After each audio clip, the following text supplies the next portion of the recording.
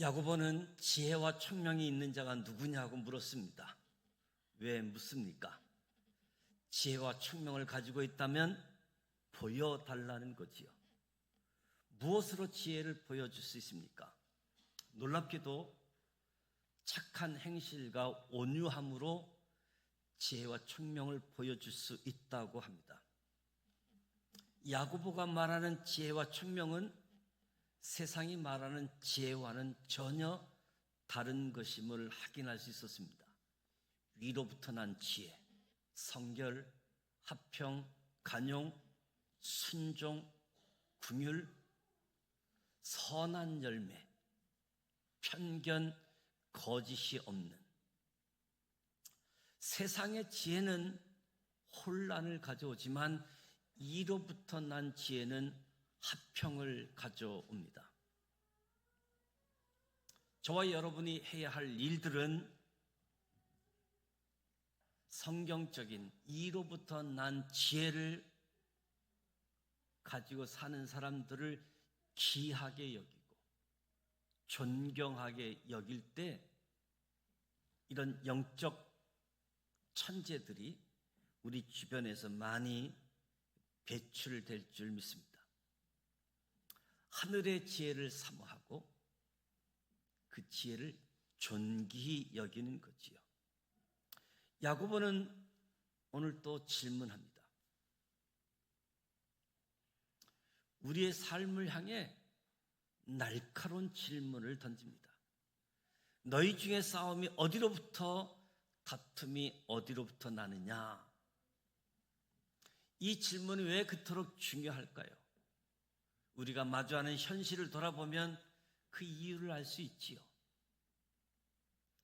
기록으로 남겨진 인류의 3,500년의 역사 중 전쟁이 없었던 해는 고작 270년에 불과하다고 합니다.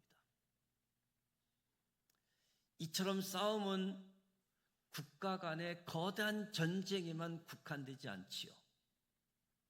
우리의 가장 가까운 곳, 가정에서, 부부, 자녀, 심지어 교회 문턱 안에서도 다툼은 끊이지 않습니다.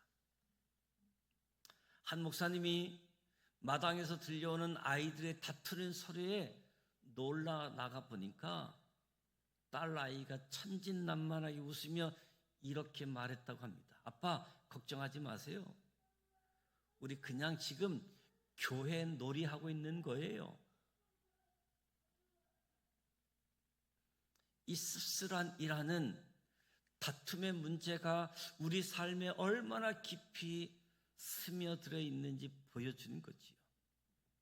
그렇다면 이 끝나지 않는 싸움의 근원은 과연 무엇일까요? 평화를 이야기하면서 문명이 발달하면서 시간이 지나가면 점점 전쟁은 없어지고 평화로 다가올까요? 야고보는 싸움 다툼의 원인이 외부의 적이 아니라 충격적이게 바로 우리 안에 있다라고 진단합니다. 너희 지체 중에서 싸우는 정욕으로부터 나는 것이 아니냐? 이 보이지 않는 내면의 적, 특히 시기와 질투라는 이름의 그림자가 어떻게 우리의 삶에 구체적인 파괴를 일으키는지 야고보는 지적하고 있는 거지요. 역사 속에서도 생생하게 교훈을 얻을 수 있습니다. 인류 최초의 살인 사건은 거창한 이념이나 영토 분쟁 때문이 아니었습니다. 놀랍게도 그 비극은 거룩한 예배를 마친 직후에 벌어졌습니다. 동생 아벨의 제물을 하나님 받으신 것을 본 형 가인의 마음속에 독처럼 퍼진 감정, 그것이 바로 시기였습니다. 다른 사람이 잘 되는 것을 참지 못하는 그 마음이 인류 최초의 피를 땅에 흘리게 하게 한 거지요. 이스라엘의 초대 왕 사울은 모든 것을 가졌습니다. 모든 것을 가진 사람, 얼굴도 준수한 사람. 하지만 백성들이 외치는 승리의 함성, 사울의 마음을 무너뜨렸습니다. 사울이 죽인 자는 천천히요, 다윗은 만만이로다. 이 칭송하는 소리가 들려오는 그날, 사울의 마음에 시기심이 가득 싹트게 되어진 거지요. 성경은 그 순간을 묘사하기를 그날 이후로 사울이 다윗을 주목하였더라. 다윗을 주목하였더라. 이 주목하다라고 하는 것은 단순한 관심이 아니라 악의를 품은 시선, 시기의 눈으로 주목하다는 것이지요. 한때 아끼던 신하를 향한 왕의 따뜻한 시선이 이제 그를 죽이려는 차가운 질투의 눈으로 변해버렸습니다.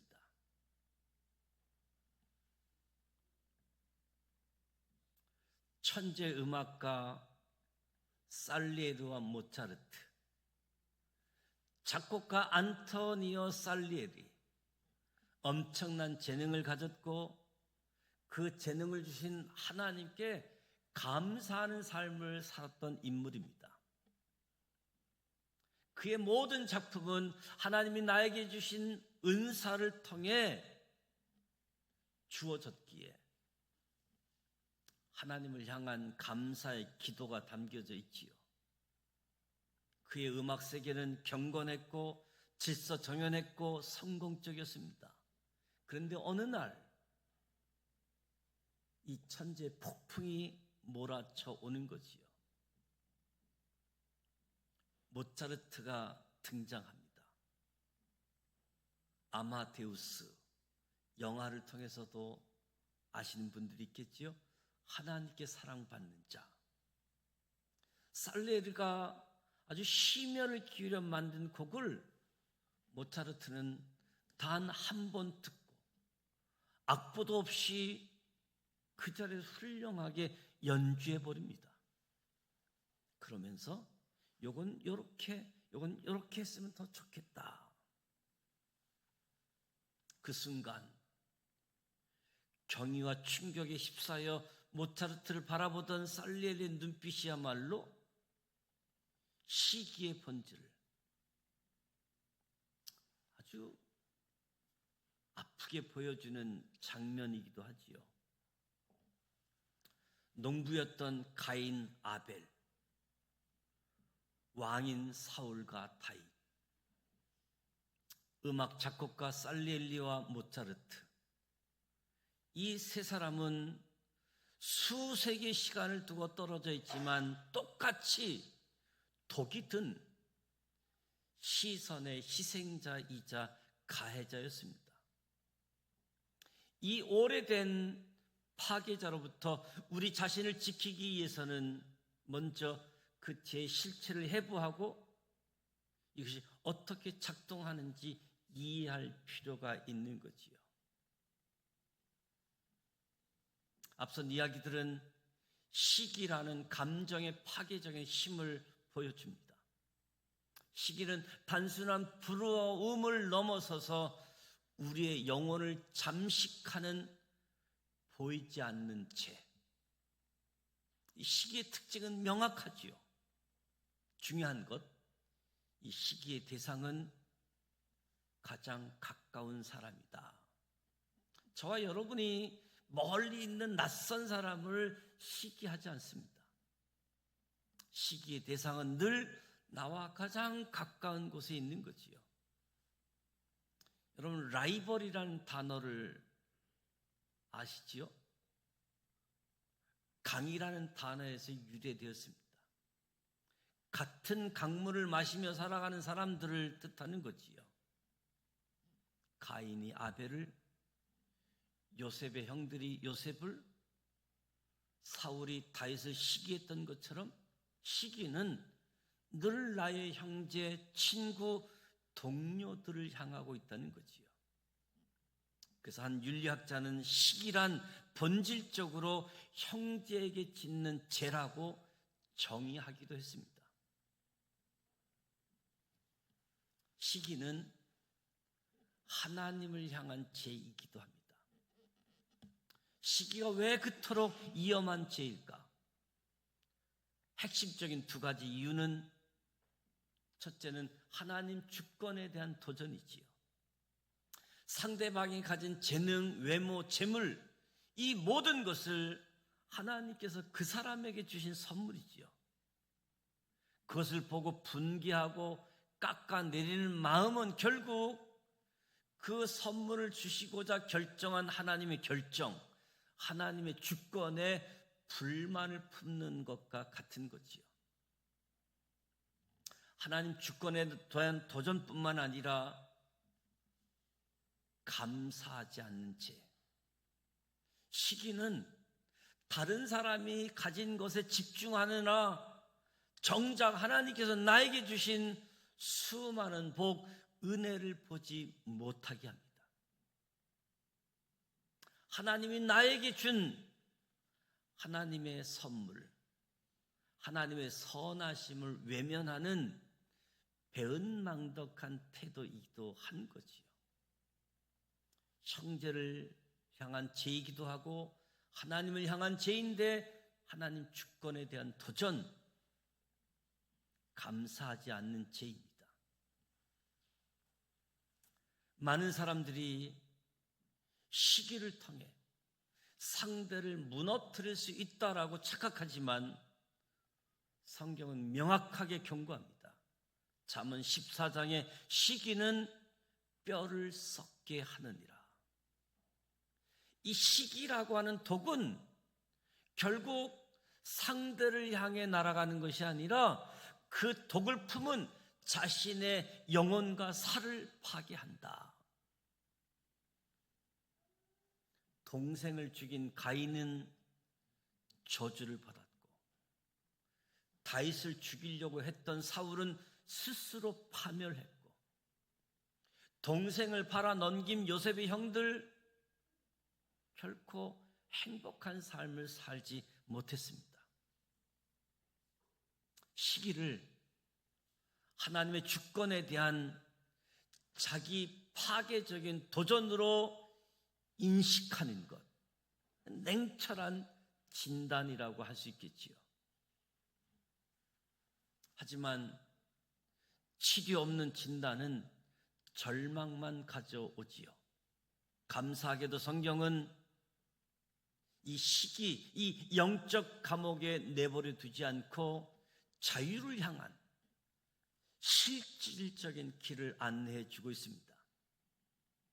시기와 질투라는 어두운 감옥에서 벗어나기 위해서는 의식적인 훈련, 관점의 전환이 필요합니다. 성경은 저와 여러분이 실천 가능한 세 가지 대안을 보여주고 있습니다. 시기심의 출발점은 끊임없이 타인을 향한 시선입니다. 그렇다면 우리도 사울처럼 그 집요한 시선을 자기 자신에게 돌려보는 것은 어떻습니까? 사울이 좋은 가문에서 태어났고 이스라엘은 누구보다 뛰어난 외모와 큰 키를 가진 축복받은 사람이었습니다. 그렇다면 저와 여러분은 어떻습니까? 다른 사람의 성공에 시선이 고정될 때 우리 자신의 삶 속에 있는 어떤 축복도 보이지 않게 되는 겁니다. 받은 복을 세어보아라. 받은 복을 세어보아라. 이 겉면은 명량한 구호가 아니지요. 우리의 시선의 방향을 다른 사람에게 향한 것을 나 자신에게 전략적으로 재조정하라. 비교의 감옥에서 벗어나는 첫 걸음인 거지요. 성경은 시기심에 무너진 사람들, 만족함으로 승리한 사람들의 이야기를 소개하며 그 삶의 결과가 아주 극명하게 대조되어짐을 보여줍니다. 5달란트 받은 종들 가운데 2달란트 받은 종, 5달란트 받은 사람보다 적게 받았지요. 2달란트 받았습니다. 근데 이 2달란트 받은 종은 불평하지 않고 최선을 다해 일합니다. 1달란트 받은 종, 처음부터 받은 것이 적다고 생각했습니다. 그의 행동과 태도는 불평하고 아무것도 하지 않지요. 사실 2달란트 받은 종은 처음부터 적게 받은 것도 불평의 요인인데 5달란트 받은 종은 칭찬받고 그에게 1달란트 받은 종의 것을 빼앗아 줍니다.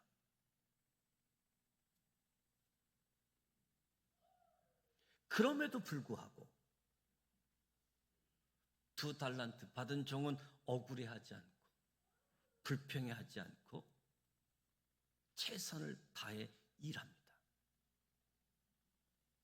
칭찬받고 더 많은 것을 받게 되어지는, 1달란트 받은 종은 불평하고 아무것도 하지 않아 있는 것마저 빼앗기고 책만 받게 되어지죠.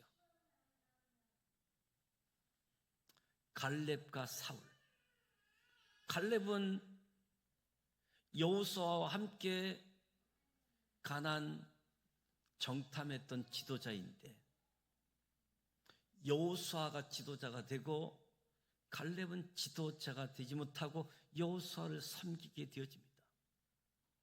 그럼에도 불구하고 갈렙은 여호수아를 질투하지 않고 협력합니다.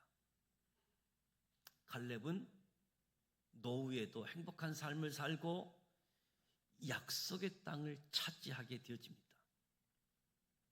사울, 왕으로서 모든 것을 가진 사람, 다윗의 인기를 시기하고 그를 주목함으로 스스로 파멸에 이르게 되어지지요. 이 성경 이야기에서 가장 빛나는 인물, 2달란트 받은 종이 아니겠습니까? 그의 이대함은 단순히 열심히 일하는 데 있지 않는 것이요, 불평하지 않고, 사실 처음에 적게 받았을 때 인내하고 참았는데 또 게으른 종의 1달란트를 빼앗아 5달란트 받은 자에게 주었을 때 어쩌면 자신의 인격이 시험받는 진짜 순간이었을 겁니다. 그 불공정해 보일 수 있는 결정 앞에서 평온함을 지켰습니다. 처음부터 마음이 삐져있던 1달란트 받은 종과 달리 그는 만족을, 수동적인 상태가 아닌 적극적이고 회복력 있는 선택으로 보여준 거지요. 사랑의 가장 어려운 실천은 우는 자들과 함께 우는 것보다 즐거워하는 자들과 함께 즐거워하는 것이 사랑의 가장 어려운 실천일지 모르겠습니다. 타인의 성공과 행복을 진심으로 축하해 주는 것은 시기심을 이기는 가장 적극적인 훈련이지요. 사촌이 땅을 사면 배가 아프다, 이 속담에 대해서 초등학생들이 놀라운 대답을 합니다. 사촌이 땅을 사면 어떻게 하겠니? 초등학생들이 가서 본다. 씨를 뿌린다. 이 순수한 초등학생들의 대답, 그들의 마음처럼 다른 사람의 성공을 나의 불행으로 여기는 대신 함께 기뻐하고 축복할 때 우리의 마음은 시기의 감옥에서 벗어나 더 넓은 사랑의 세계로 나아갈 수 있는 거지요. 그러나 이러한 결심만으로는 우리 안에 스물스물 올라오는 시기심을 이기가 어렵습니다. 우리는 우리보다 더 큰 힘에 의지해야지 됩니다. 세상의 모든 싸움과 다툼의 근원은 예부 환경이나 다른 사람이 아니라 바로 내 안에 꿈틀거리는 정욕, 욕심, 시기 때문인 거지요. 내면의 전쟁이 얼마나 파괴적인지 야고보는 분명히 밝히면서 이 정욕은 사람들과의 수평적인 관계를 무너뜨리는 데 그치지 않고 하나님과의 수직적인 관계마저 단절시켜서 우리의 기도가 응답받지 못하게 하는 원인이 된다. 시기와 욕심은 다른 사람과의 싸움을 일으킬 뿐만 아니라 하나님과의 소통마저 가로막는 무서운 독이라는 거지요. 이 깊고 어두운 내면의 전쟁을 끝낼 힘은 우리 자신에게만 있지 않습니다. 성경은 궁극적인 해결책을 선포합니다. 내 안에서 올라오는 시기와 질투의 힘은 오직 예수님의 보혈의 능력, 우리를 도와주시는 성령의 충만함에 있습니다. 나 자신도 누군가의 시기를 받는 존재가 아니라 하나님의 특별하고 하나님의 고유한 사랑을 받은 소중한 존재임을 기억하시기 바랍니다. 우리 안에 죄와 싸우기에 주의 보혈을 의지하고 성령님을 의지하고 서로의 기쁨을 나의 기쁨으로 여기는 사랑의 공동체를 만들어 갈 때 비로소 우리 마음속에 지긋지긋한 전쟁을 끝내고 참된 평화를 누리게 될 것이다. 오늘 한국 사회에 배고픈 사람은 없는데 배 아픈 사람이 많다고 하는데 오늘 하나님의 말씀을 교훈 삼아 그 시선을 나에게 하나님께서 내게 주신 복에 대해 감사하고 하나님의 주권을 인정하고 주의 보혈 성령 충만함으로 나아가는 우리 모두가 되시기를 주님의 이름으로 축복합니다.